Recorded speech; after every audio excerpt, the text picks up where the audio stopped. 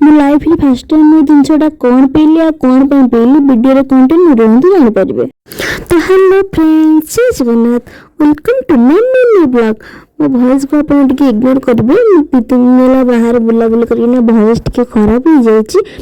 First अपन कोनतो eighty में कोन करछु, eighty पला में खाउछु आ कोन कोन खाउछु एटी देखंतु। पिठा, खीरी, मिठा और तरकारी।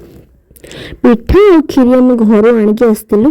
ये खाइबार रिजन हूँ गाँव घर को फेरला बाटर मुझे कहली कि दुकान में खाइबनी गोटे जगह बसिकिना खाइबा, से जगटा को चूज करूँ।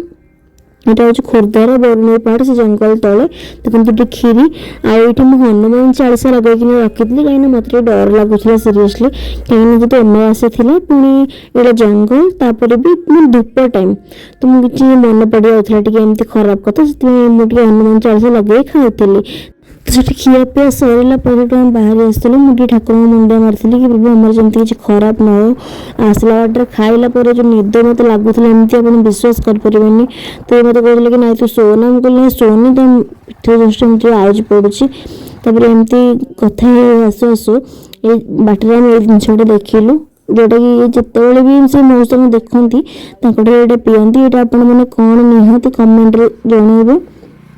ये आपण मैंने किसी आल्कोहल बोली भावेनि। यहाँ हूँ खजूर ताड़ी जोटा कि इनको तो बहुत भल लगे। मुझे तो कभी पीएनि से मौसा मत कहते कि झील मैंने छोट पिला भी पीती ये पूरा फ्रेश अच्छी माने पीए बोले मुझे पीएनि मत भल लगे कम मुझे जानी।